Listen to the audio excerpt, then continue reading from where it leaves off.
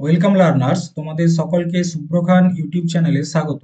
দেখো, আজকের জিকে ক্লাসটা তাদের জন্য খুব গুরুত্বপূর্ণ যারা জিকেতে ভালো স্কোর করতে চায় এবং পরীক্ষায় জিকে ক্র্যাক করতে চায়। ঠিক আছে, জিকে হচ্ছে এমন একটা সাবজেক্ট যেটা তোমাকে সিলেকশন দেয়। কে সিলেকশন দেয়? জিকে। ঠিক আছে, তো দেখো আজকের ক্লাসে আমরা আরআরবি এনটিপিসি সিবিটি ওয়ানের প্রশ্নপত্রটি আলোচনা করব এবং এই পরীক্ষাটি হয়েছিল তোমার 5ই জানুয়ারি 2021 সালে। প্রথমে যে প্রশ্নটি রয়েছে, জাতিসংঘের অষ্টম মহাসচিব কে ছিলেন? কি বলা হয়েছে? অষ্টম মহাসচিব কে ছিলেন?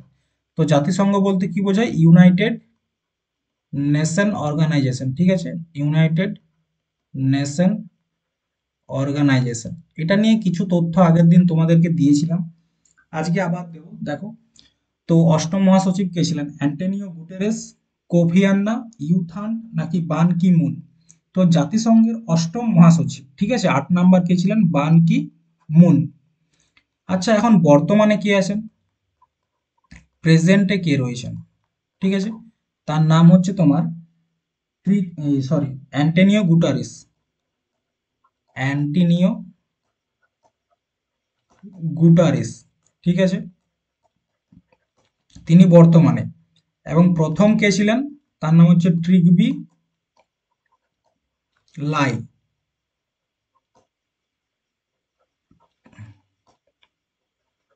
ট্রিগবি লাই, তিনি হচ্ছেন প্রথম ইউনাইটেড নেশন অর্গানাইজেশনের মহাসচিব।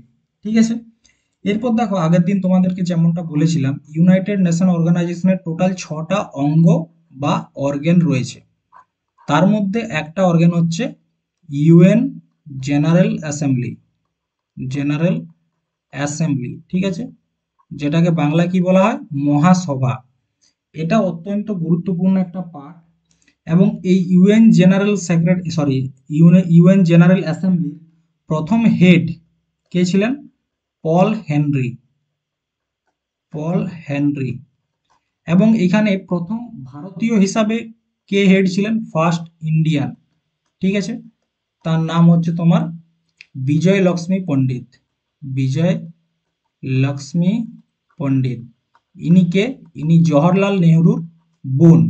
এনার লেখা একটা বই আছে যেটা পরীক্ষাতে আসে, সেটা হচ্ছে the scope of happiness. The scope of happiness. Happiness, ঠিক আছে, এসএসসিতে অনেকবার এসেছে এই প্রশ্নটা। এবং বর্তমানে এই ইউএন জেনারেল অ্যাসেম্বলির, ঠিক আছে, হেড কে আছেন বর্তমানে? ফিলম্যান ইয়াং। কি নাম? ফিলম্যান ইয়াং। এটা কারেন্ট অ্যাফেয়ার্স এর প্রশ্ন এবং খুব গুরুত্বপূর্ণ একটা প্রশ্ন। ইনি হচ্ছেন 79তম হেড। 78th বা 78তম কে ছিলেন? তার নাম হচ্ছে ডেনিস ফ্রান্সিস। Dennis Francis. ঠিক আছে, তো দেখো এই ইউএন যে অর্গানাইজেশন রয়েছে, এখান থেকে কয়েকটা আরো প্রশ্ন আসে। যেমন কি এখানে কটা ভাষা রয়েছে? অফিসিয়াল ভাষা এখানে কটা রয়েছে? 6টি। 6টি কি কি দেখে নাও। এক হচ্ছে ইংলিশ, ঠিক আছে, স্বাভাবিক ইংলিশ থাকবে। দুই হচ্ছে ফ্রেঞ্চ, ঠিক আছে। 3 নাম্বার হচ্ছে রাশিয়ান। 4 নাম্বার হচ্ছে চিনি, ঠিক আছে। আর একটা হচ্ছে তোমার স্প্যানিশ। আর একটা হচ্ছে আরবি। এই টোটাল 6টা ভাষা তোমরা ইউএনএ দেখতে পাবে। ইউনাইটেড নেশন অর্গানাইজেশনে এই অফিসিয়াল হিসাবে এই 6টি ভাষা রয়েছে। তো এই 6টা ভাষা দেখো মনে রাখার সহজ উপায়। আগের দিন যখন ইউএন সিকিউরিটি কাউন্সিল পড়েইছিলাম, তো সেখানে তোমাদেরকে 5টা যে পার্মানেন্ট মেম্বার দেশের কথা বলেছিলাম, 5টা মেম্বার কে কে ছিল? একটা ছিল ইউএসএ, একটা ছিল ইউকে বা ব্রিটেন, একটা ছিল ফ্রান্স, একটা ছিল রাশিয়া, আর একটা ছিল চায়না।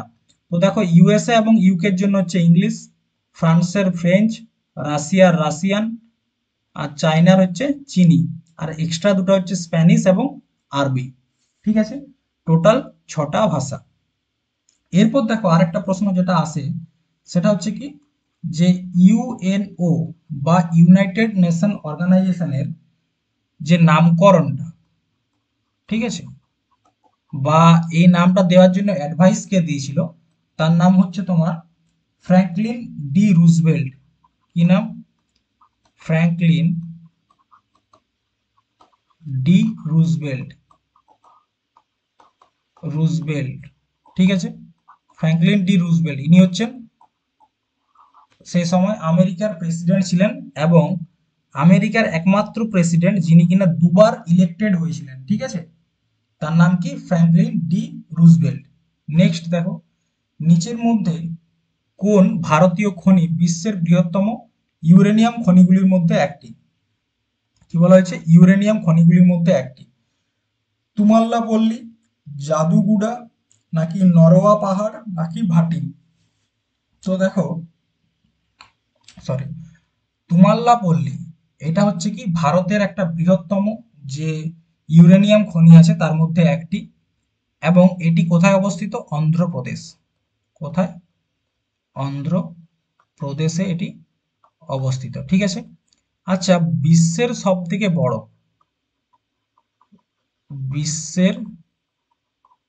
সবচেয়ে বড় ইউরেনিয়ামের খনি কোনটি? প্রথমত মনে রাখবে এটি কানাডাতে অবস্থিত, কানাডা দেশ, এবং খনিটার নাম কি? খনিটার নাম হচ্ছে তোমার ম্যাক আর্থার রিভার।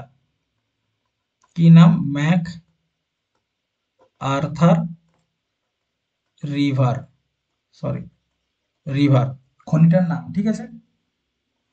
এরপর দেখো এই যে ইউরেনিয়াম, ঠিক আছে, ইউরেনিয়ামের একটা নাম আছে, নামটা কি? The metal of hope. The metal of hope কেন বলা হয় মেটাল অফ হোপ বা আশার ধাতু কেন বলা হয়?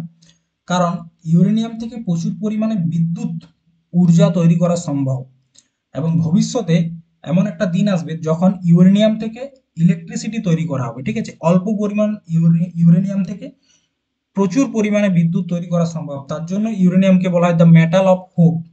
বোঝা গেছে? এবং ইউরেনিয়াম আমরা যখন খনির থেকে তুলি সেটা থাকে কি?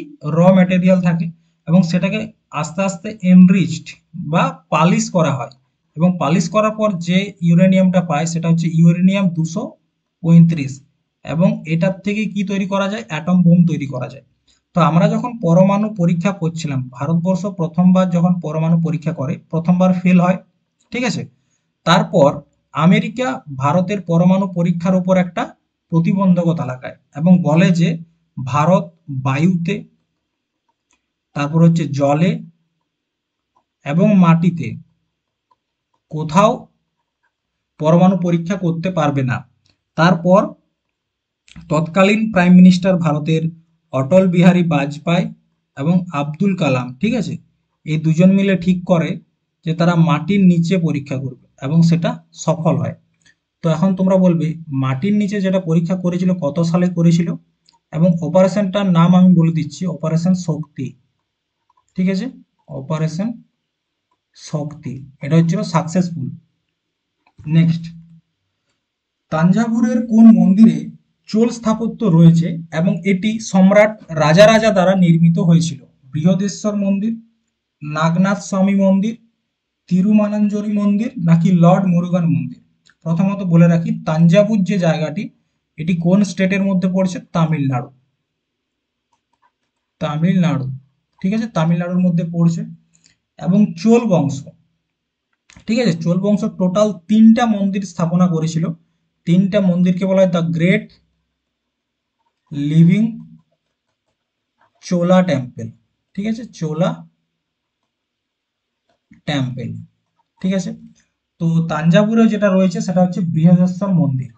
কি নাম? বৃহদেশ্বর মন্দির, এবং এটি ভগবান শিবকে অর্পিত বা ভগবান শিবের পূজা করা হয়। এরপর দেখো the great living Chola temple, কি বললাম? 3টা মন্দির নির্মাণ করেছিল, 3টা। একটার নাম হচ্ছে বৃহদেশ্বর, যেটা থেকে প্রশ্নটা এসেছে, আরেকটার নাম হচ্ছে ঐরাবতেশ্বর, ঠিক আছে, ঐরাবতেশ্বর, আরেকটার নাম হচ্ছে গঙ্গাইকোন্ড চোলপুরম, গঙ্গাইকোন্ড চোলপুরম, ঠিক আছে, এই 3টে মন্দির। তার মধ্যে এই যে বৃহদেশ্বর মন্দিরটা রয়েছে এটা তোমার 1987 সালে, ঠিক আছে, 1987-এ ইউনেস্কোর যে ওয়ার্ল্ড হেরিটেজ সাইট, ঠিক আছে, ইউনেস্কোর ওয়ার্ল্ড হেরিটেজ সাইটে জায়গা পেয়েছে, এবং ঐরাবতেশ্বর এবং গঙ্গাইকোন্ড চোলপুরম এটা 2004 সালে ইউনেস্কোতে যুক্ত হয়েছে। কবে? এইখান থেকেও প্রশ্ন আসে যে বৃহদেশ্বর মন্দির কত সালে ইউনেস্কোর ওয়ার্ল্ড হেরিটেজ সাইটে যুক্ত হয়। এবং রিসেন্টলি দেখবে আসামের একটা জায়গা ইউনেস্কোর যে ওয়ার্ল্ড হেরিটেজ সাইট সেখানে যুক্ত হয়েছে। সেই জায়গাটার নাম কি তোমরা কমেন্টে জানাও, ঠিক আছে। এরপর দেখো চোল। চোল হচ্ছে কি 100 থেকে 250 এডির মধ্যে কি চলছিল, সঙ্গমকাল। এবং সেই সময় দক্ষিণ ভারতের দক্ষিণ প্রান্ত 3টা রাজবংশ রাজত্ব করতো। একটা হচ্ছে তোমার পান্ডিয়া বংশ, একটা হচ্ছে তোমার চোল বংশ, আরেকটার নাম হচ্ছে তোমার চের বংশ। কেরালা সাইডে করতো চের রাজবংশ, কেরালা এবং তামিলনাড়ুর মধ্যে করতো তোমার পান্ডিয়া বংশ, যেটাকে বলা হয় পান্ড বংশ, এবং আরেকটা হচ্ছে তোমার চোল, যেটা তামিলনাড়ু এবং অন্ধ্রপ্রদেশের মধ্যে করতো। এবং প্রত্যেকের একটা করে কি ছিল, প্রতীক চিহ্ন ছিল। তোমরা যদি চেরদের প্রতীক চিহ্নটা দেখো সেটা হচ্ছে ধনুষ, ঠিক আছে। চেরদের প্রতীক চিহ্ন হচ্ছে ধনুষ, এবং চোলদের প্রতীক চিহ্ন হচ্ছে বাঘ। চোলদের হচ্ছে বাঘ, এবং পান্ডিয়া বংশের হচ্ছে তোমার মাছ। এই প্রতীক চিহ্নগুলো আসে কিন্তু, হ্যাঁ, যে চোল রাজবংশের সরি চোল রাজবংশের প্রতীক চিহ্ন কি ছিল। এরপর দেখো চোলরা টোটাল দুবার রাজত্ব করেছিল, ঠিক আছে। চোলরা টোটাল দুবার। প্রথমবার যখন তারা রাজত্ব করে তখন তাদের ক্যাপিটাল ছিল উদয়পুর, ঠিক আছে। এবং এখানে সব থেকে খতরনাক ডেঞ্জারাস রাজা কে ছিল, করিকাল, ঠিক আছে, বা করাইকাল। কি করেছিল জানো, শ্রীলঙ্কাকে অ্যাটাক করে, ঠিক আছে, এবং টোটাল 12,000 লোককে শ্রীলঙ্কা থেকে উঠায় নিয়ে আসে। এবং উঠিয়ে নিয়ে এসে পরে গোদাবরী নদীতে কি করেছিল, বাঁধ নির্মাণ করেছিল। কে করেছিল, রাজা করিকাল, ঠিক আছে। এরপর নেক্সট বার যখন তারা আবার রাজত্বে ফিরে তখন সব থেকে খতরনাক রাজা ছিল রাজা, কি নাম, রাজা, যে কিনা এই বৃহদেশ্বর মন্দিরটা নির্মাণ করেছে। ইনিও শ্রীলঙ্কা অ্যাটাক করেন, ঠিক আছে। কারণ কি দেখো, দক্ষিণ ভারত থেকে শ্রীলঙ্কার তো সামনে এইখানটায়, তো শ্রীলঙ্কা অ্যাটাক করে এবং তারপর একটা উপাধি নেয়। উপাধিটার নাম হচ্ছে কি, মামুন্ডি চোল। কি নাম, মামুন্ডি চোল উপাধিটা নিয়েছিল, ঠিক আছে। এরপর দেখো নেক্সট, এর মধ্যে কোনটি মূলধন প্রাপ্তির বা ক্যাপিটাল রিসিপ্ট, এটা ইকোনমিক্সের প্রশ্ন, ঠিক আছে, বা ক্যাপিটাল রিসিপ্টের অংশ নয়। তো দেখো যখন তোমরা ইকোনমিক্সের প্রশ্ন করবে সেক্ষেত্রে ইংরেজি টার্মটা জানাটাই গুরুত্বপূর্ণ, ঠিক আছে। তো ক্যাপিটাল রিসিপ্টের অংশ নয় কোনটি, রিকভারি অফ লোন মানে ঋণ আদায়, নাকি বিলগ্নীকরণ বা ডিসইনভেস্টমেন্ট, নাকি বোরোইং ঋণ নেওয়া, নাকি ট্যাক্স। প্রথমত উত্তরটা বলে দিই, ক্যাপিটাল রিসিপ্টের অংশ নয় হচ্ছে ট্যাক্স বা কর, ঠিক আছে। ক্যাপিটাল রিসিপ্ট হয়, দেখো রিসিপ্ট দুই রকম, একটা হচ্ছে ক্যাপিটাল রিসিপ্ট আর একটা হচ্ছে রেভিনিউ, ঠিক আছে, রেভিনিউ। প্রথমত বুঝো এই জিনিসটা কি, ক্যাপিটাল রিসিপ্ট কি, মানে ধরো আমাদের দেশের কোন রকম অ্যাসেট, ঠিক আছে, বা শেয়ার বিক্রি করে, অ্যাসেট শেয়ার যেগুলো রয়েছে সেইগুলো বিক্রি করে যে টাকা পাওয়া যায় তাকে বলা হচ্ছে ক্যাপিটাল রিসিপ্ট। আর রেভিনিউ কাকে বলে, রেভিনিউ বলছে গুডস এবং service, goods and service. Goods and service কোনটা, গুডস বলতে মালপত্র, তোমরা দোকানে যেগুলো কিনছো, computer, laptop, phone, TV, fridge, নুন, লঙ্কা, তেল, এগুলো বলা হচ্ছে গুডস। আর সার্ভিস কোনটা, এই যে আমি তোমাদেরকে পড়াচ্ছি এটা হচ্ছে একটা সার্ভিস, ডক্টরদের যে কাজ সেটা একটা সার্ভিস, নার্সদের যা কাজ সেটা একটা সার্ভিস। তো সরি, রেভিনিউর মধ্যে কোনগুলো পড়ছে, গুডস অ্যান্ড সার্ভিস, ঠিক আছে। আর ক্যাপিটালের মধ্যে পড়ছে অ্যাসেট অ্যান্ড শেয়ার। তো দেখো ট্যাক্স, ট্যাক্স কিন্তু ক্যাপিটালের অংশ নয়, ট্যাক্স হচ্ছে তোমার রেভিনিউ। কারণ কি, ট্যাক্স কারা দিচ্ছে, যারা এই গুডস থেকে ট্যাক্স পাচ্ছে বা সার্ভিস থেকে ট্যাক্স পাচ্ছে, ঠিক আছে। তো ট্যাক্স হচ্ছে তোমার রেভিনিউর অংশ। ক্যাপিটালের অংশ কোনগুলা, ক্যাপিটালের হচ্ছে তোমার যেমন একটা রিকভারি অফ লোন, ঠিক আছে, রিকভারি অফ লোন এটা হচ্ছে কিন্তু ক্যাপিটাল রিসিপ্টের অংশ, ঠিক আছে, একটা পার্ট। বা তোমার ডিসইনভেস্টমেন্ট বিলগ্নীকরণ, এটাও বটে। আরেকটা রয়েছে তোমার কি বরোয়িং, যে ধার নেওয়া, ঠিক আছে, কোনো একটা দেশ থেকে ধার নিল, ঠিক আছে, সেটা হচ্ছে তোমার ক্যাপিটাল রিসিপ্ট। আর রেভিনিউর মধ্যে কোনটা কোনটা পড়ছে দেখো, একটা হচ্ছে ট্যাক্স, যেটা এখানে রয়েছে, আর একটা হচ্ছে ইন্টারেস্ট আর্ন। ইন্টারেস্ট আর্ন মানে কি, আমাদের দেশ যদি কোনো একটা দেশকে কিছু ধার দেয়, তার উপর যে ইন্টারেস্টটা পাচ্ছে সেটা কিন্তু রেভিনিউ, ঠিক আছে। আর একটা হচ্ছে আলাদা আরো অন্যান্য যে ইনকামের সোর্স রয়েছে, এটা শুধুমাত্র দেশের জন্য নয়, এটা একটা কোনো কোম্পানির জন্য, কোনো পার্টিকুলার ব্যক্তির জন্য হতে পারে, ঠিক আছে। তো ক্যাপিটাল রিসিপ্ট আর একটা হচ্ছে রেভিনিউ রিসিপ্ট। তো রেভিনিউর মধ্যে পড়ছে ট্যাক্স, ইন্টারেস্ট আর্ন, আর একটা হচ্ছে ইনকাম। আর ক্যাপিটালের মধ্যে রিকভারি অফ লোন, ডিসইনভেস্টমেন্ট এবং বোরোইং। এই কয়েকটা জিনিস মনে রাখতে হবে, ঠিক আছে। নেক্সট, চিরস্থায়ী বন্দোবস্ত আরোপের সময় বর্ধমানের রাজা কে ছিলেন? ঠিক আছে, কি বলা হচ্ছে, চিরস্থায়ী বন্দোবস্ত পার্মানেন্ট সেটেলমেন্ট আরোপের সময় বর্ধমান, পশ্চিমবঙ্গের বর্ধমানের রাজা কে ছিলেন? তেজচাঁদ, মেহতাব চাঁদ, সঙ্গম রায় নাকি আবু রায়? তো দেখো, তোমরা যারা উত্তর করতে চাও তারা কমেন্ট বক্সে উত্তরটা করো। আমি বলছি দেখো, চিরস্থায়ী বন্দোবস্তের সময় যিনি রাজা ছিলেন বর্ধমানের, তার নাম হচ্ছে তেজচাঁদ, ঠিক আছে, তিনি ছিলেন বর্ধমানের রাজা। এরপর চিরস্থায়ী বন্দোবস্ত, প্রথমত এটা কবে এসেছিল? 1793 সালে এসেছিল, ঠিক আছে, এবং এটার প্রচলনটা কে করেছিল? তার নাম হচ্ছে কর্নওয়ালিস। কর্নওয়ালিস, ঠিক আছে। চিরস্থায়ী বন্দোবস্ত কে এনেছিল? Cornwallis, Lord Cornwallis. এখানে চিরস্থায়ী বন্দোবস্তটা কি, কোম্পানি কি করতো জানো, সরাসরি ভাবে কৃষকদের কাছ থেকে ট্যাক্স নিত। তার কারণটা কি দেখো, এখানে কোম্পানি কি করলো, জমির যে মালিকানা, জমির মালিকানা কাকে দিল? জমিদারকে দিল,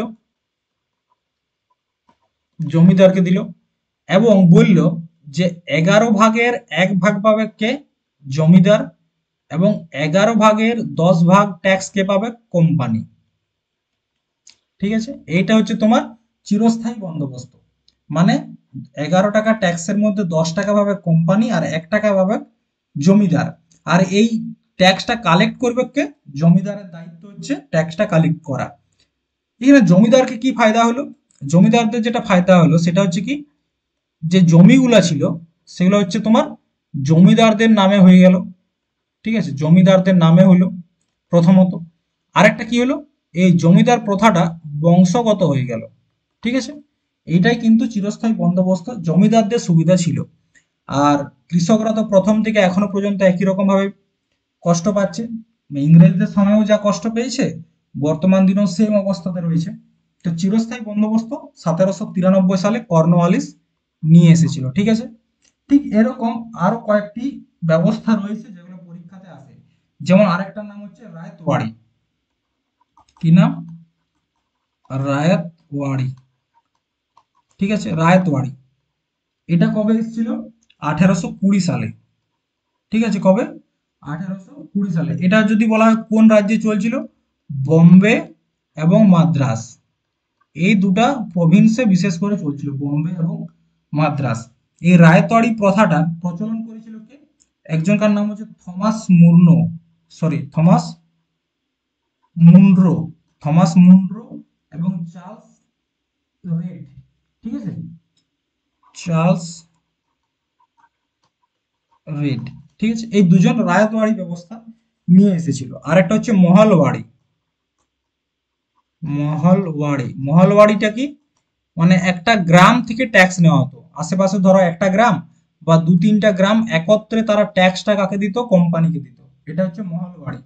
এটা এসেছিল 1822 সালে, এবং এটার প্রচলন করেছিল কে? Halt Mackenzie. কি নাম? Holt Mackenzie. এই 3 ধরনের যে প্রথা, একটা হচ্ছে চিরস্থায়ী বন্দোবস্ত, একটা হচ্ছে রায়তওয়াড়ি, আর একটা হচ্ছে মহলওয়াড়ি, এই তিনটার থেকে প্রশ্ন কিন্তু আসে, ঠিক আছে।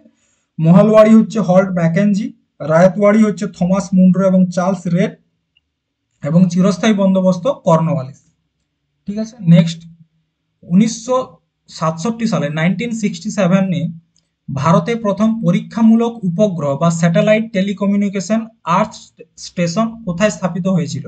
আহমেদনগর, এলাহাবাদ, আমদাবাদ নাকি ঔরঙ্গাবাদ? তো দেখো এটার উত্তরটা হচ্ছে তোমার আমেদাবাদে।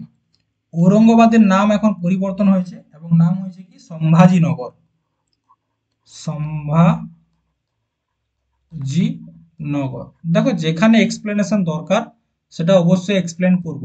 নেক্সট, ঔপনিবেশিক শাসন প্রথম প্রতিষ্ঠিত হয় কত সালে, মানে কোথায় হয় ঔপনিবেশিক শাসন বা কোম্পানির শাসন বলা হয় যেটা, কোথায়? বেঙ্গল, সুরাট, দিল্লি নাকি মুম্বাই? তো ঔপনিবেশিক শাসন প্রথম চালু হয়েছিল বেঙ্গলে। ঠিক আছে, বেঙ্গলে। তার কারণটা বুঝো। দেখো ব্যাং ঠিক আছে, ব্রিটিশরা তাদের প্রথম যে ঘাঁটি সেটা গেড়েছিল কোথায়, মানে ব্যবসায়িক কোটি, সেটা গেড়েছিল গুজরাটের সুরাট বলে জায়গায়। ঠিক আছে, কিন্তু দেখো প্রথম যে ঔপনিবেশিক শাসন সেটা হয় বেঙ্গলে। এটা হচ্ছে বেঙ্গল। তার কারণ কি? প্রথমত বেঙ্গলের কাছে কি রয়েছে, বে অফ বেঙ্গল রয়েছে এবং এখানে রয়েছে সুন্দরবন, এবং আশেপাশের যে জমিটা সেটা চাষাবাদের জন্য খুব ভালো। এক, চাষাবাদ ভালো হয়, তার মানে কি বেশি পরিমাণে ট্যাক্স কালেক্ট করতে পারবে। আরেকটা পয়েন্ট রয়েছে দিল্লি, বেঙ্গল থেকে দিল্লি অনেক কাছে, আর এখান থেকে ট্যাক্সও ভালো কালেক্ট করা যাবে। তার জন্যই ব্রিটিশরা তাদের যে প্রথম ঔপনিবেশিক শাসন সেটা বেঙ্গল থেকে শুরু করেছিল বা বাংলা থেকে শুরু করেছিল। এরপর দেখো একটু হিস্ট্রির দিকে যদি যায়, তোমরা জানো ইনভেনশন অফ ইউরোপিয়ান, বা ভারতে বারে বারে বিভিন্ন ধরনের ইউরোপিয়ানরা কি করেছে, অ্যাটাক করেছে বা এখানে ব্যবসা করতে এসেছে। তো কারা কারা এসেছে দেখো, টোটাল 5টা দেশ থেকে এসেছিল। প্রথমে এসেছিল পর্তুগালিরা। ঠিক আছে, পর্তুগালিরা। তারপর এসেছিল কারা? তারপর এসেছিল ডাচ, যারা হল্যান্ড থেকে এসেছিল বা নেদারল্যান্ড থেকে এসেছিল। তারপর আসে ব্রিটিশরা। ঠিক আছে, ব্রিটিশদের পরে কারা এসেছিল? ড্যানিশ, ডেনমার্ক থেকে যারা এসেছিল ড্যানিশ। তারপর লাস্টে এসেছিল ফ্রান্স থেকে, ফ্রেঞ্চ। তো টোটাল 5টা দেশ থেকে ভারতে তারা এসেছিল ব্যবসা করার জন্য। সব থেকে আগে এসেছিল পর্তুগাল, এবং মনে রাখবে সব থেকে শেষে গেছে পর্তুগালিরাই। 1498 সালে তারা ভারতে আসে এবং 1961 সালে ভারত থেকে যায়। কারণ 1947 সালে যখন ভারত স্বাধীন হয়েও যায়, তারপর পর্তুগালিরা গোয়াকে দখল করে রেখেছিল। ঠিক আছে, তারা বলছে না গোয়া তো আমাদের, আমরা তো ভারতকে স্বাধীন করিনি। তো তার জন্য তারা গোয়াতে ছিল, এবং পরবর্তী ক্ষেত্রে ভারতের যে আর্মি তারা 1961 সালে গোয়াতে, মানে গোয়াকে ঘিরে ফেলে এবং পর্তুগালিদের সেখান থেকে তাড়ায়। তো দেখো সব থেকে বেশি যদি কেউ শাসন করতে পেরেছে সেটা হচ্ছে ব্রিটিশরা। ঠিক আছে, 31শে ডিসেম্বর, ডেটটা মনে রাখবে, 31শে ডিসেম্বর 1600 সাল। সেই সময় ইংল্যান্ডের রানী ছিল এলিজাবেথ প্রথম। কে ছিলেন? Elizabeth first. ঠিক আছে, তিনি ইস্ট ইন্ডিয়া কোম্পানিকে, ইস্ট ইন্ডিয়া কোম্পানিকে কোথায় পাঠালেন? ভারতে পাঠালেন ব্যবসা করার জন্য। এবং তারা আস্তে আস্তে ব্যবসা করতে করতে কি করলো, ভারতকে দখল করা শুরু করলো। এবং 1698 সালে, প্রায় 98 বছর পর, তারা 3টা গ্রামকে মিলে সুতানাটি, সুতানটি, ঠিক আছে, প্লাস গোবিন্দপুর, গোবিন্দপুর, এবং তারপর হচ্ছে তোমার কলিকাতা, এই 3টা গ্রামকে মিলে তারা কি তৈরি করলো, ফোর্ট উইলিয়াম তৈরি করলো। ফোর্ট উইলিয়াম তৈরি করলো, এবং এটা করেছিল কে? Job Charnock. Job Charnock. এবং সেখান থেকে শুরু হলো কি, সেখান থেকে শুরু হলো বেঙ্গলে, বিশেষ করে ভারতবর্ষে ঔপনিবেশিক শাসন বা ইংরেজদের অধিকার আস্তে আস্তে শুরু হলো এবং তারা শাসন করতে শুরু করলো। নেক্সট, রাষ্ট্রীয় পুনর্গঠন কমিশন কবে গঠিত হয়েছিল? রাষ্ট্রীয় পুনর্গঠন কমিশন কবে গঠিত হয়? মানে যেটাকে বলা হচ্ছে স্টেট রিকনস্ট্রাকশন কমিশন। ঠিক আছে, কবে গঠিত হয়? আর 1952, 1950, 1953 নাকি 1951? তো প্রথমত উত্তরটা দেখে নাও, সেটা হচ্ছে 1953 সালে। কোন আয়োগ গঠন করা হয়? ফজল আলী আয়োগ, ঠিক আছে, রাজ্য পুনর্গঠনের জন্য। এরপর দেখো 1947 সালে যখন দেশ স্বাধীন হয়, তারপর আমাদের দেশের যে রাজ্যগুলো রয়েছে তখন কিন্তু এখনকার মতন ভাবে ভাগ ছিল না, ঠিক আছে। তখন রাজ্যগুলোর ভাগ ছিল এ, বি, সি এবং ডি, এই চারটা নামে। এতে কোন রাজ্য ছিল? ব্রিটিশ প্রভিন্স, ঠিক আছে। এতে যেগুলো ছিল তার নাম হচ্ছে ব্রিটিশ প্রভিন্স।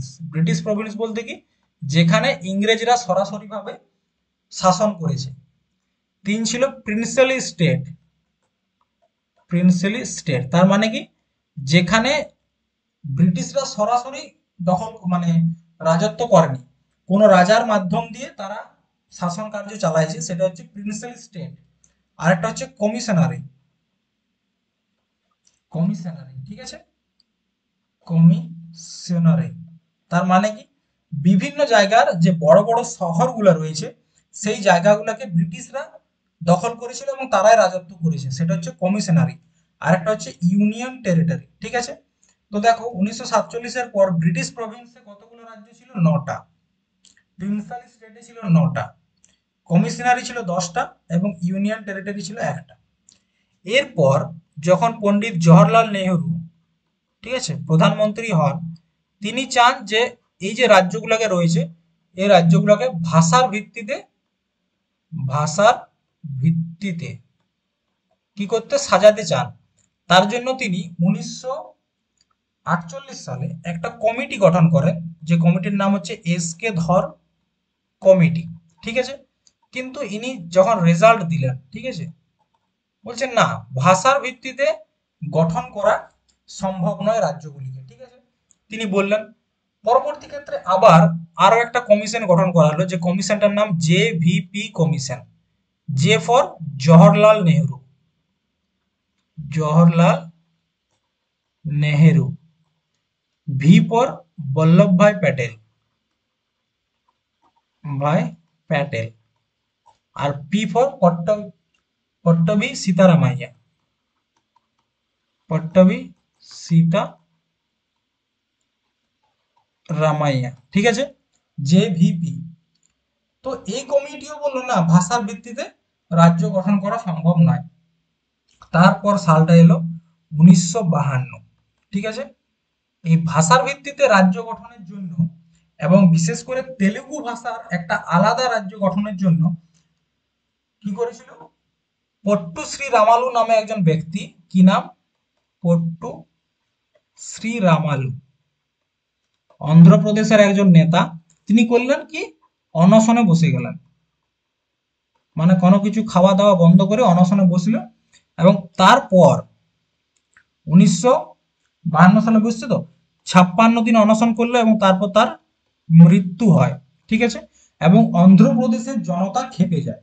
তখন জওহরলাল নেহেরু কোনো পথ না খুঁজে পেয়ে, ঠিক আছে, জওহরলাল নেহেরু কোনো পথ না খুঁজে পেয়ে 1953 সালের অক্টোবর অন্ধ্রপ্রদেশকে, ঠিক আছে, তেলেগু ভাষার জন্য একটি আলাদা রাজ্য হিসাবে গঠন করি। তাহলে কি, ভাষার ভিত্তিতে গঠিত প্রথম রাজ্য কোনটা? সেটা হচ্ছে অন্ধ্রপ্রদেশ। কোন ভাষার জন্য? তেলেগু ভাষার জন্য।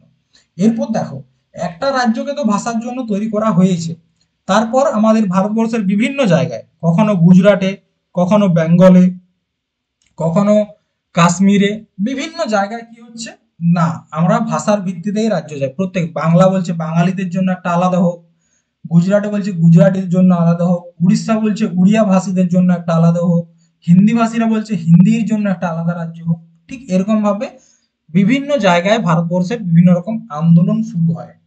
তখন 1953 সালে, ঠিক আছে, 1953 সালে একটা কমিশন গঠন করা হয়, যার নাম হচ্ছে ফজল আলী আয়োগ, ঠিক আছে, ফজল আলী আয়োগ।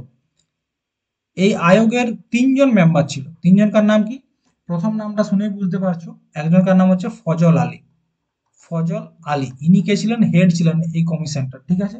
আর দুজন হচ্ছেন কি, কে এম পানিক্কর, এগুলো পরীক্ষায় আসে, ঠিক আছে। আরেকজনকার নাম হচ্ছে হৃদয়নাথ কুঞ্জরু,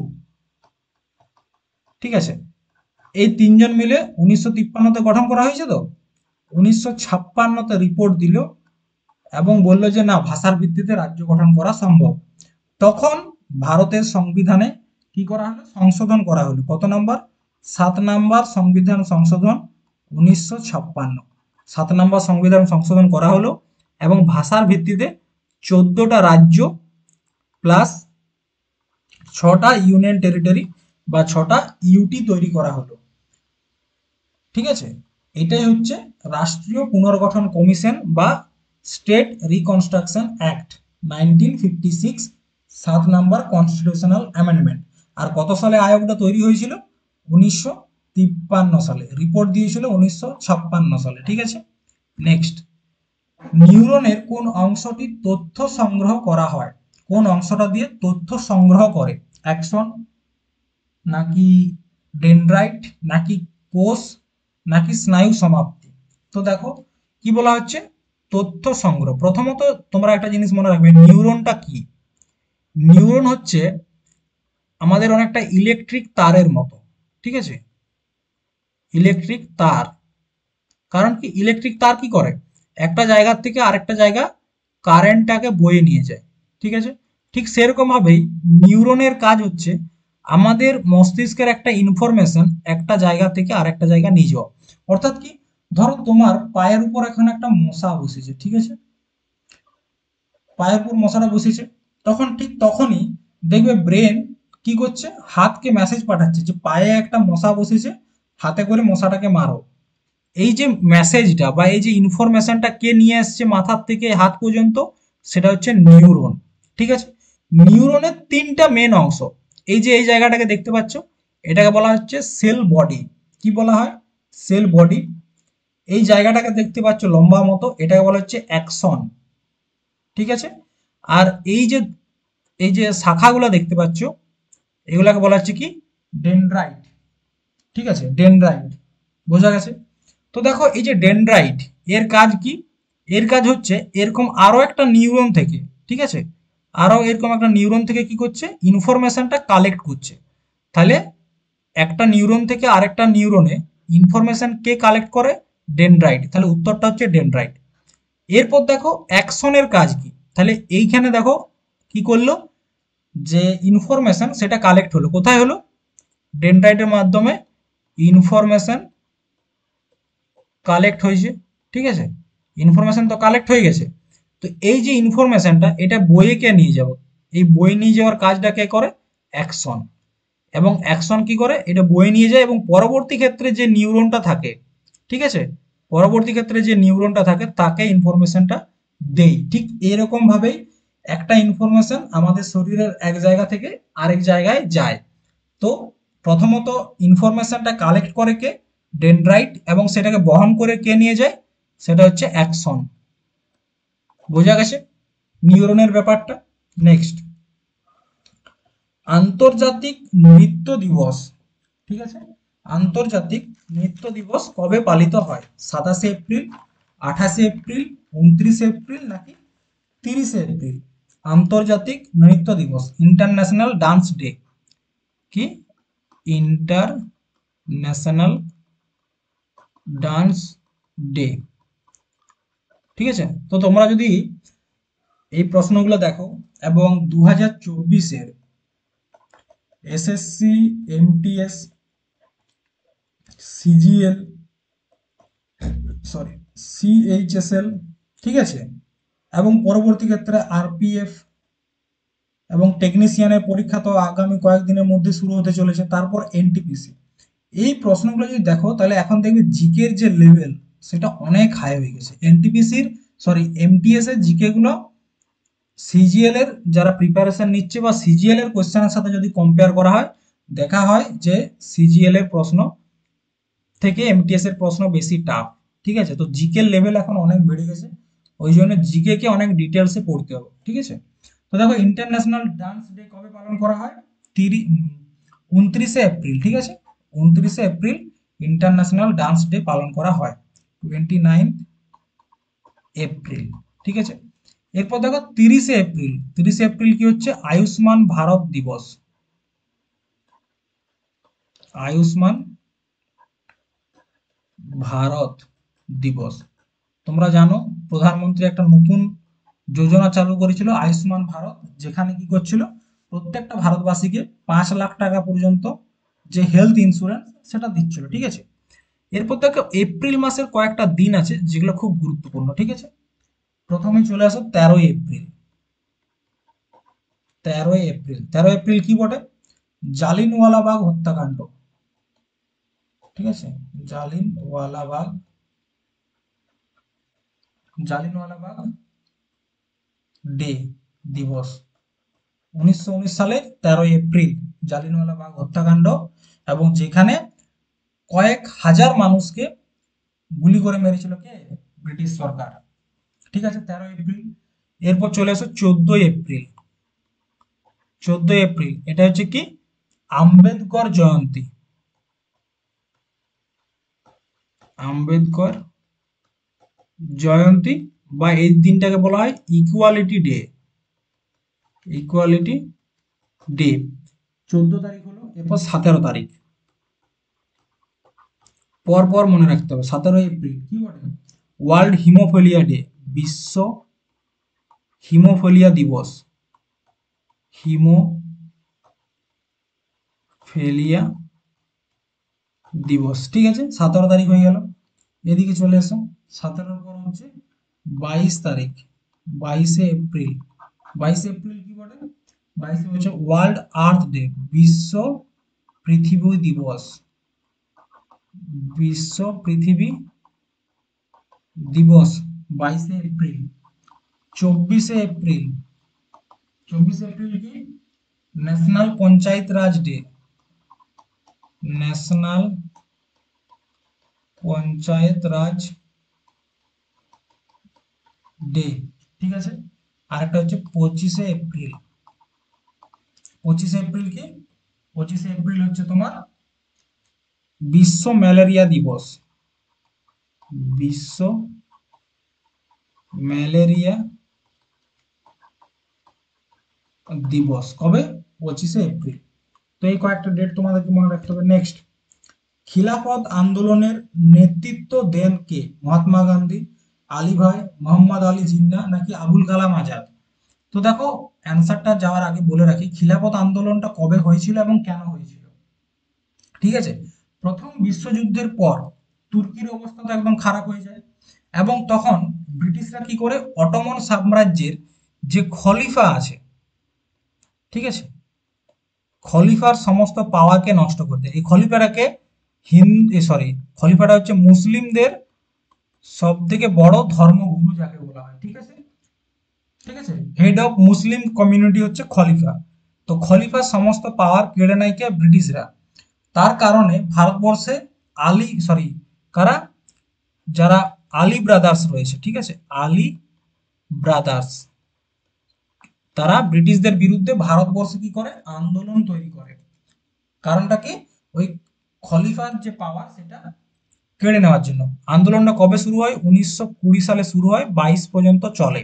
আলী ব্রাদার্স কারা কারা? দুটা ভাই, একজনকার নাম হচ্ছে তোমার মোহাম্মদ আলী জওহার, একজনকার নাম হচ্ছে মোহাম্মদ আলী জওহার, আরেকজনকার নাম হচ্ছে শওকত আলী। শওকত আলী, এই দুজন ভাই মিলে কি আন্দোলন শুরু করে, এবং পরবর্তী ক্ষেত্রে মহাত্মা গান্ধী এই আন্দোলনে অংশগ্রহণ করেছিল। কারণটা কি? সেই সময় মহাত্মা গান্ধীকে অনেকে বলছিল যে হিন্দুদের নেতা। তো তিনি এটা দেখানোর জন্য যে তিনি হিন্দু এবং মুসলিম উভয়ের পক্ষেই দাঁড়ান, তার কারণে তিনি খিলাফত আন্দোলনে কি করেছিলেন? যোগ দিয়েছিলেন, বা তাদের সাথে সহযোগী হয়েছিলেন। ঠিক আছে, ঠিক এরকম টাইমেই 1919 সালে মহাত্মা গান্ধীও একটা আন্দোলন শুরু করে, যেটাকে বলা হচ্ছে অসহযোগ আন্দোলন। কত সালে শুরু করেছিল? এখানে একটা ভুল হয়েছে। ঠিক আছে, এই যে খিলাফত আন্দোলনটা হয়েছে তোমার 1919 সালে হয়েছে, এবং 20 সাল পর্যন্ত চলেছে, এবং পরবর্তী ক্ষেত্রে 1920 সালে, এই জায়গাটা ভুল হয়েছে, ঠিক আছে, খিলাফত আন্দোলন 1919 থেকে 1920 চলেছে, এবং 1920 সালে কি হয়েছে, 1920 সালে অসহযোগ আন্দোলন শুরু হয়। অসহযোগ আন্দোলন, এখন ডেটটা একটু হয়ে গেছে। তো 1920 সালে অসহযোগ আন্দোলন শুরু হয় এবং 1922 সালে এই আন্দোলনটা শেষ হয়ে যায়। কারণটা কি, মানে এই আন্দোলনটা মহাত্মা গান্ধী নিজেই সমাপ্তি করেন। কারণটা কি, কারণটা হচ্ছে চৌরি চৌরার ঘটনা। চৌরি চৌরার ঘটনা, যেখানে কি একটা পুলিশ স্টেশনকে জ্যান্ত জ্বালিয়ে দেওয়া হয়েছিল। তার কারণেই 1922 সালে মহাত্মা গান্ধী এই অসহযোগ আন্দোলনের সমাপ্তি ঘটান। ঠিক আছে, নেক্সট, শেডস অফ স্যাফরন বইটির লেখক কে? শেডস অফ স্যাফরন, চিদানন্দ রাজঘট্টা, সাবা নকভি, নাকি অরুন্ধতী রায়, নাকি কমলা ভাসিন? তো দেখো, শেডস অফ স্যাফরন এই বইটার লেখক হচ্ছে কে? সাবা নকভি। ঠিক আছে, তিনি এই বইটা লিখেছেন, এবং তার লেখা আরেকটা গুরুত্বপূর্ণ বই হচ্ছে পলিটিক্স অফ জুগাড়। কি? পলিটিক্স অফ জুগাড়, পলিটিক্স অফ জুগাড়। ঠিক আছে, এটা হচ্ছে তার আরেকটা গুরুত্বপূর্ণ বই। কিন্তু এখানে অপশনে দেখো একটা নাম আছে অরুন্ধতী রায়। এটা একজন অনেক গুরুত্বপূর্ণ ব্যক্তি, মনে রাখবে, প্রথম ইন্ডিয়ান মহিলা, ঠিক আছে, first Indian women to win man Booker prize. Man Booker prize, ঠিক আছে, তো ম্যান বুকার প্রাইজ প্রাপ্ত প্রথম ভারতীয় মহিলাকে অরুন্ধতী রায়, এবং তার লেখা একটা বই আছে, বইটার নাম কি? বইটার নাম হচ্ছে তোমার the god of small things. The god of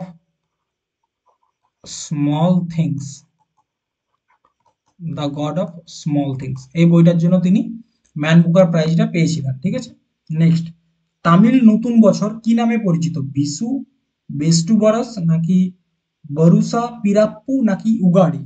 ঠিক আছে, তামিল নিউ ইয়ার। দেখো, তামিল নতুন বছরকে আমরা সবাই যেটা জানি সেটা হচ্ছে তোমার পুথান্ডু।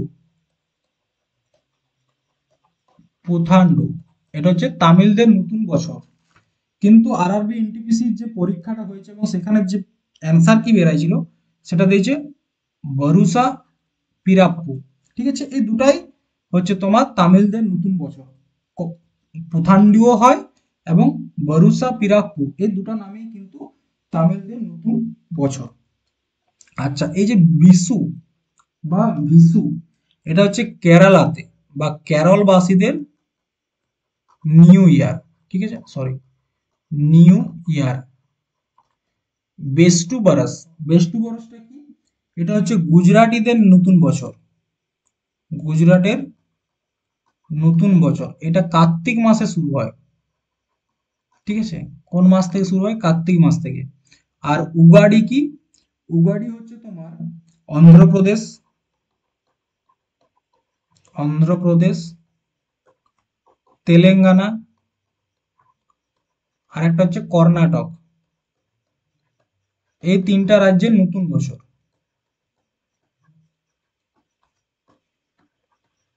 ঠিক আছে, এই তিনটা রাজ্যের নতুন বছর হচ্ছে কি? উগাড়ি। আচ্ছা, মহারাষ্ট্রের নতুন বছরকে কি বলা হয়? মহারাষ্ট্রের সেটা হচ্ছে গুড়ি পড়বা। এটা হচ্ছে মহারাষ্ট্রের নতুন বছর। নেক্সট, কম্পিউটারের ক্ষেত্রে LIFO, লিফো বলতে কি বোঝায়? মানে এটা ফুল ফর্মটা কি সেটা? Lost in first out, last in first out, last in finish out, নাকি লেফট ইন ফার্স্ট আউট? তো LIFO এটা ফুল ফর্ম হচ্ছে কি? Last in first out, last in first out. ঠিক আছে, এটা হচ্ছে কাজ কি? এটা হচ্ছে LIFO is a data structure concept in computer that used to manage data efficiency. কম্পিউটারের যে ডাটা এফিসিয়েন্সি আছে, এফিসিয়েন্সি, ঠিক আছে, সেই এফিসিয়েন্সিটাকে ম্যানেজ করার জন্য একটা হচ্ছে স্ট্রাকচার, সেই স্ট্রাকচারটার নাম হচ্ছে লিফো। ফুল ফর্মটা কি? Last in first out. ঠিক আছে, নেক্সট, উদ্ভিদে প্রোটিন ও অন্যান্য যৌগ সংশ্লেষণের কোন অপরিহার্য উপাদান ব্যবহার করা হয়? ঠিক আছে, প্রোটিন ও অন্যান্য যৌগ সংশ্লেষ, ম্যাগনেসিয়াম, ফসফরাস নাকি নাইট্রোজেন? তো কোনটা ব্যবহার করা হয়? নাইট্রোজেন ব্যবহার করা হয়। ঠিক আছে, মনে রাখবে নাইট্রোজেনটা ব্যবহার করা হয়। নেক্সট, রাউরকেল্লা স্টিল প্ল্যান্ট কোন সালে ভারতের রাষ্ট্রপতি দ্বারা প্রথম ব্লাস্ট ফার্নেসের উদ্বোধনের মাধ্যমে শুরু হয়েছিল? রাউরকেল্লা স্টিল প্ল্যান্ট, ঠিক আছে, 1958, 1969, 1968 নাকি 1959? তো সালটা হচ্ছে তোমার 1959। কখন? সেকেন্ড 5 ইয়ার প্ল্যানিং এর সময়। 5 ইয়ার প্ল্যানিং প্রথম দিন যে ক্লাসটা সেখানে করিয়েছিলাম 5 ইয়ার প্ল্যানিং। ঠিক আছে, তো সেকেন্ড 5 ইয়ার প্ল্যানিং মানে 1956 থেকে 61। সেকেন্ড 5 ইয়ার প্ল্যানিং কতদিন? 1956 থেকে 61। এই সময় টোটাল তিনটা স্টিল প্ল্যান্ট তৈরি হয়। একটা হচ্ছে তোমার রাউরকেল্লা, একটা হচ্ছে রাউরকেল্লা, রাউরকেল্লা, এটা কোন রাজ্যে? এটা হচ্ছে তোমার উড়িষ্যা।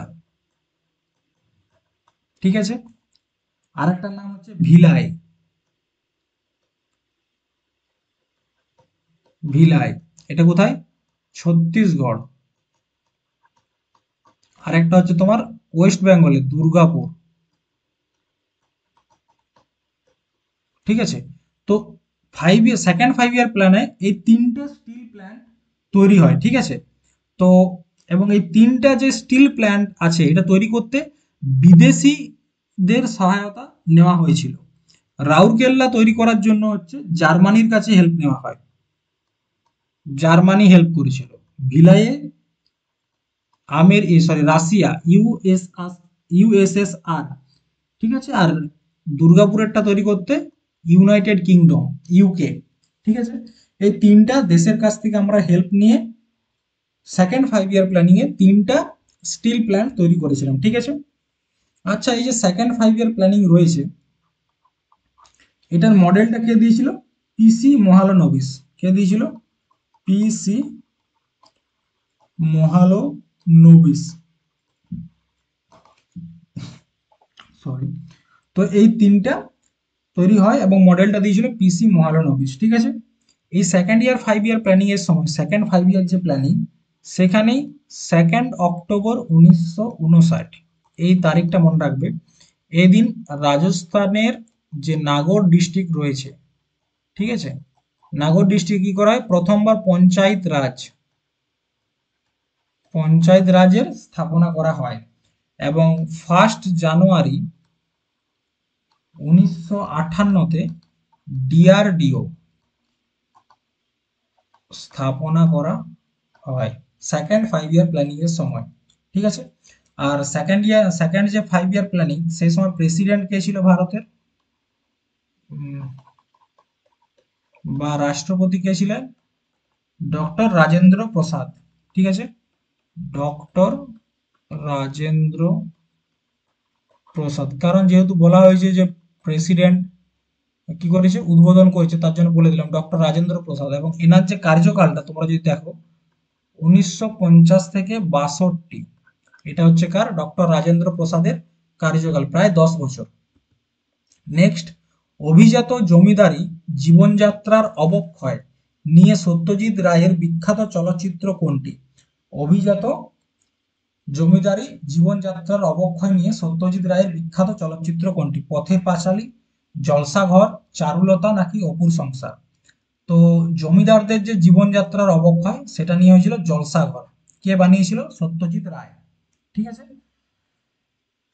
মনে রাখবে Satyajit Ray Oscar second Oscar প্রাপক। ঠিক আছে, ভারতীয় হিসাবে সেকেন্ড অস্কার প্রাপককে সত্যজিৎ রায়, কে? সত্যজিৎ রায়। ঠিক আছে, কত সালে তিনি পেয়েছিলেন? তিনি 1992 সালে পেয়েছিলেন এবং লাইফ টাইম অ্যাচিভমেন্ট। এবং আরেকটা জিনিস মনে রাখবে যে লাইফ টাইম অ্যাচিভমেন্ট পাওয়া প্রথম ভারতীয়, ঠিক আছে, লাইফ টাইম অ্যাচিভমেন্ট পাওয়া প্রথম ভারতীয়কে সত্যজিৎ রায়। কিসে? অস্কারে। অস্কার কিসের জন্য দেওয়া হয় তোমরা আশা করি জানো। এবং যদি বলা হয় অস্কারের প্রথম ভারতীয় কে যিনি অস্কার পুরস্কার পেয়েছেন, তার নাম হচ্ছে কি? ভানু আথাইয়া।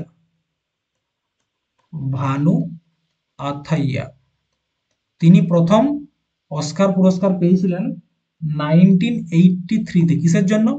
গান্ধী বলে একটা সিনেমা আছে, ঠিক আছে, সিনেমাটার নাম হচ্ছে গান্ধী।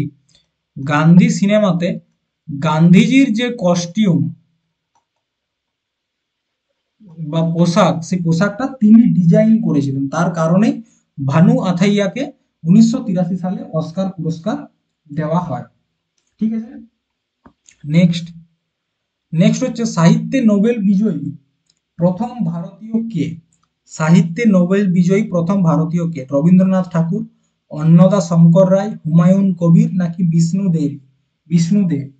তো এটা আশা করি সকলে জানো, সেটা হচ্ছে রবীন্দ্রনাথ ঠাকুর। 1913 সালে গীতাঞ্জলি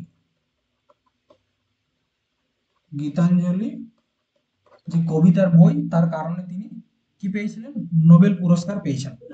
এরপর দেখো নোবেল পুরস্কার প্রাপকদের মধ্যে দুটা লিস্ট তৈরি হয়। একটা লিস্ট কি? যারা ভারতীয়, মানে কি? যারা ভারতের রয়েছে। আরেকজন হচ্ছে যারা ভারতে জন্মগ্রহণ করেছে কিন্তু ভারতে থাকেনি।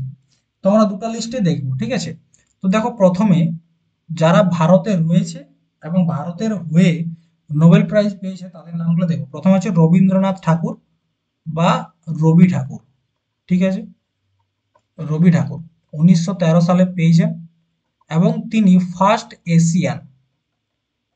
প্রথম এশিয়ান যিনি কিনা নোবেল প্রাইজ পেয়েছেন, কিনা রবীন্দ্রনাথ ঠাকুর। তারপর কে? CV রমন, ঠিক আছে, তিনি কিসে পেয়েছেন? ফিজিক্সের জন্য পেয়েছেন এবং রমন এফেক্টের। তিনি কি আবিষ্কার করেছিলেন? রমন এফেক্ট, ঠিক আছে, 1930 সালে পেয়েছেন। ঠিক আছে, এগুলো হচ্ছে কি যারা ভারতেই থেকেছে, জন্মগ্রহণও ভারতে এবং ভারতেই তারা থেকে গেছে পরবর্তী ক্ষেত্রে। এরপর হচ্ছে মাদার টেরিজা একমাত্র ভারতীয় মহিলা যিনি কিনা নোবেল প্রাইজ পেয়েছেন 1979 সালে। এবং কিসের জন্য পেয়েছেন? শান্তির জন্য, পিস। এরপর তোমরা বলবে মাদার টেরিজা তো ভারতীয় নয়। হ্যাঁ, তিনি মূলত হচ্ছে আলমেনিয়া দেশের তিনি মূল নিবাসী, কিন্তু 1948 সালে তিনি ভারতের যে নাগরিকত্ব নিয়ে নেন। তার কারণে তিনি ভারতীয়। তাহলে 1979 সালে মাদার টেরিজা শান্তির জন্য নোবেল প্রাইজ পান এবং একমাত্র ভারতীয় মহিলা যিনি কিনা নোবেল প্রাইজ পেয়েছেন। তারপর হচ্ছে অমর্ত্য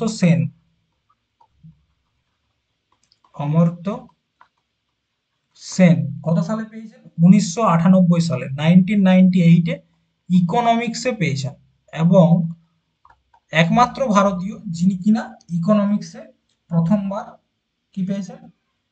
নোবেল পেয়েছেন। ইকোনমিক্সে তিনি কিসের ধারণা দিয়েছিলেন? ওয়েলফেয়ার যে ইকোনমিক্স,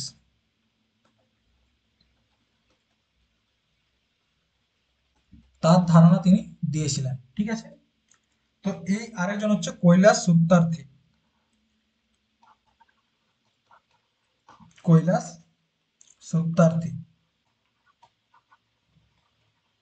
ঠিক আছে। তিনি কিসের জন্য পেয়েছেন? শান্তির জন্য 2014 সালে নোবেল প্রাইজ পেয়েছেন। এই টোটাল 5 জন হচ্ছে কারা? যারা ভারতেই জন্মগ্রহণ করেছে এবং ভারতেই থেকেছে। এরপর দেখো, এরপর আমরা দেখব যারা ভারতে জন্মগ্রহণ করেছে কিন্তু ভারতে থাকেনি সেরকম ব্যক্তি যারা নোবেল প্রাইজ পেয়েছেন। একজনকার নাম হচ্ছে, প্রথমেই যে নামটা আমরা দেখব তার নাম হচ্ছে হরগোবিন্দ খুরানা। হরগোবিন্দ হরগোবিন্দ খুরানা, ঠিক আছে। তিনি ভারতে জন্মগ্রহণ তো করেছেন কিন্তু ভারতে থাকেননি। তিনি 1968 সালে নোবেল পান। কিসের জন্য? মেডিসিনে পেয়েছিলেন। তিনি কৃত্রিম জিন আবিষ্কার করেছিলেন, ঠিক আছে, কৃত্রিম জিন। সেকেন্ড হচ্ছে সুব্রমণ্যম চন্দ্রশেখর, এস চন্দ্রশেখর, চন্দ্রশেখর তিনি কি করেছিলেন? যে চন্দ্রশেখর লিমিট, চন্দ্রশেখর লিমিট সেটা আবিষ্কার করেছিলেন। ইনিও ভারতে জন্মগ্রহণ করেছেন কিন্তু ভারতে থাকেননি। কিসের জন্য? ফিজিক্স। 3 নাম্বার, 3 নাম্বার হচ্ছে কি ভি রামকৃষ্ণন, ভি রামকৃষ্ণন, ঠিক আছে। তিনি কিসে পেয়েছিলেন? কেমিস্ট্রিতে, কেমিস্ট্রিতে পেয়েছেন। কিসের জন্য? রাইবোজোমের যে স্ট্রাকচার এবং ফাংশন সেটা নিয়ে তিনি পড়াশোনা করেছেন। আরেকটা হচ্ছে কি অভিজিৎ ব্যানার্জি, অভিজিৎ ব্যানার্জি তিনি কিসে পেয়েছেন? ইকোনমিক্সে, ঠিক আছে। তিনিও ভারতে জন্মগ্রহণ করেছেন কিন্তু ভারতে থাকেননি, ঠিক আছে। নেক্সট, সাধারণ অবস্থায় অ্যাসিডের ক্রিয়া থেকে পাকস্থলীর অভ্যন্তরীণ আস্তরণকে কি রক্ষা করে? দেখো, এটা হচ্ছে আমাদের পাকস্থলী, এরকমটা দেখতে আমাদের পাকস্থলী, ঠিক আছে। তো এই পাকস্থলী কি তৈরি হয়? হাইড্রোক্লোরিক অ্যাসিড তৈরি হয়। এবং আমাদের এই যে আস্তরণ, এই যে লেয়ারটা শেষে রয়েছে, এটা তো হাইড্রোক্লোরিক অ্যাসিড দ্বারা ক্ষতিগ্রস্ত হতে পারে, কিন্তু কি রয়েছে এখানে যেটা ক্ষতি করতে দেয় না? ভিলি, নাকি গ্যাস্ট্রিক গ্রন্থি, নাকি মিউকাস, নাকি এনজাইম? তো কি রয়েছে? মিউকাস, শ্লেষ্মা রয়েছে, যেটা HCl, যার কারণে আমাদের এই যে বাইরের আস্তরণটা রয়েছে স্টমাকের বা আমাদের পাকস্থলীর, সেটাকে ক্ষতি করতে পারে না। এবং আমরা যদি প্রচুর পরিমাণে চা খাই সেক্ষেত্রে কি হয়? আমাদের এই যে মিউকাসটা আছে, এই মিউকাসটা আস্তে আস্তে ক্ষয়ে যায়, ঠিক আছে। তো সেক্ষেত্রে পাকস্থলীর ক্ষতি হতে পারে, ঠিক আছে। নেক্সট, লন্ডনে অনুষ্ঠিত দ্বিতীয় রাউন্ড টেবিল, ঠিক আছে, লন্ডনে অনুষ্ঠিত দ্বিতীয় রাউন্ড টেবিল বা দ্বিতীয় গোল বৈঠকে কংগ্রেসের প্রতিনিধিত্ব কে করেছিলেন? মহাত্মা গান্ধী, লাল বাহাদুর শাস্ত্রী, বল্লভভাই প্যাটেল, নাকি জওহরলাল নেহেরু? তো দেখো, যে সেকেন্ড বার যে গোল টেবিল বৈঠকটা হয়েছিল সেখানে ভারতের হয়ে, সরি, কংগ্রেসের হয়ে কে গিয়েছিল? মহাত্মা গান্ধী, ঠিক আছে। টোটাল 3 বার, কতবার? 3 বার গোল টেবিল বৈঠক হয়। 3 বার কখন? একবার হয় 1930 সালে, তখন কিন্তু কংগ্রেস পার্টিসিপেট করেনি, ঠিক আছে, কংগ্রেস পার্টিসিপেট করেনি। তারপর হয়েছে 1931 সালে, যেখানে কংগ্রেস পার্টিসিপেট করেছে এবং কংগ্রেসের হয়ে কে গেছিল? গান্ধীজি। আবার আরেকবার হয়েছে তোমার 1932 সালে, যেখানে আবার কংগ্রেস পার্টিসিপেট করেনি, ঠিক আছে। এইখানে দেখো সেকেন্ড যে গোল টেবিল বৈঠক, এটা তো সেকেন্ড গোল টেবিল বৈঠক গান্ধীজি পার্টিসিপেট করেছিল। এবং গান্ধীজি যে জাহাজে করে গিয়েছিল সেই জাহাজটার নাম হচ্ছে রাজপুতানা, পুতানা। কিসের নাম? জাহাজ। এরপর বললো স্যার জাহাজের নাম জেনে আমরা কি করবো? পরীক্ষাতে এটাও এসেছে, ঠিক আছে, যে গান্ধীজি কোন জাহাজে করে সেকেন্ড গোল টেবিল বৈঠকে অংশগ্রহণ করতে গিয়েছিল। আর এই সেকেন্ড গোল টেবিল বৈঠকে আরো দুজন ব্যক্তি ব্যক্তিগত রূপে পার্টিসিপেট করেছিল।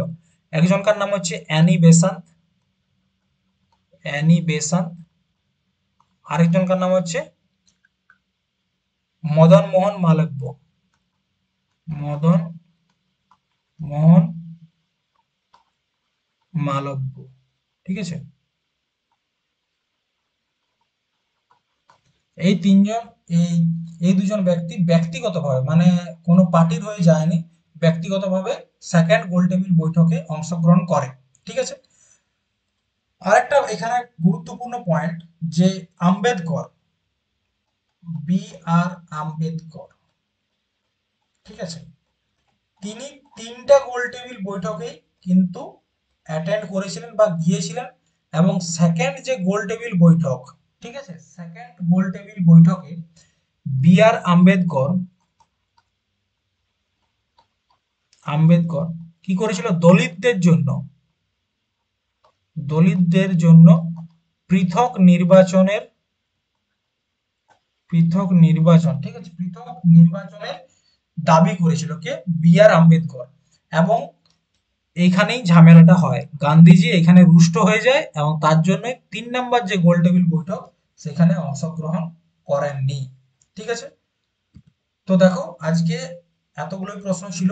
আরআরবি এনটিপিসি পরীক্ষার যে সেটটা নিয়ে আলোচনা করেছি, সেখানে যে গুরুত্বপূর্ণ প্রশ্নগুলি ছিল এবং যে প্রশ্নগুলো আগের দিন করাইনি, এখন অনেক প্রশ্ন আছে যেগুলো রিপিট হয়েছে, তো সেগুলো তোমাদের সাথে আজকে আলোচনা করিনি। ঠিক আছে, আজকে মোটামুটি 30টার মতো হয়তো জিকে প্রশ্ন তোমাদের সাথে আলোচনা করেছি, এবং তোমরা যদি কি পয়েন্টগুলো ধরো তাহলে 3 গুণ প্রায় 90টার মতো জিকে প্রশ্ন তোমাদের সাথে আজকে আলোচনা করা হয়েছে। এই এই প্রশ্নগুলো প্রচুর গুরুত্বপূর্ণ, কারণ কি, প্রথমত যে এনটিপিসি যারা প্রিপারেশন নিচ্ছ তারা একটা জিনিস বুঝতে পারবে যে কোয়েশ্চেনের লেভেলটা, ঠিক আছে, কোয়েশ্চেনের লেভেল কি রকম রয়েছে। সেকেন্ড, যারা অন্যান্য পরীক্ষার জন্য প্রিপারেশন নিচ্ছ যেমন এসএসসি বা ডাব্লিউবিপি কেপি, তারা তো দেখো ডাব্লিউবিপি কেপির তো পিওয়াই কিউ ক্লাস চলছে, তো তারা এখান থেকে কি ফায়দা পাবে, এখান থেকে তোমরা এক্সট্রা অনেক প্রশ্ন পাবে যেগুলো কিন্তু ভবিষ্যতে আসতে পারে। কারণ কি, এমন এটা নয় যে এনটিপিসিতে এসেছে মানে আর বাকি কোনো পরীক্ষায় আসবে না। ঠিক আছে, আর বর্তমান দিনে জিকের যে লেভেল সেটা এত পরিমাণে হাই হচ্ছে, তো তাদেরকে প্রশ্ন যদি তৈরি করতে হয় সেখানে বিভিন্ন ধরনের পরীক্ষার থেকেই প্রশ্ন উঠাতে হবে। ঠিক আছে, কারণ নতুন করে তো প্রশ্ন তৈরি করা সম্ভব নয়, যেগুলো আছে বা যেগুলো আসতে পারে সেখান থেকেই আসবে। তো তার কারণে এই ধরনের ক্লাসগুলো করা খুব গুরুত্বপূর্ণ। চলো আজকে এই পর্যন্ত। থ্যাংক ইউ, ধন্যবাদ, জয় হিন্দ, জয় ভারত।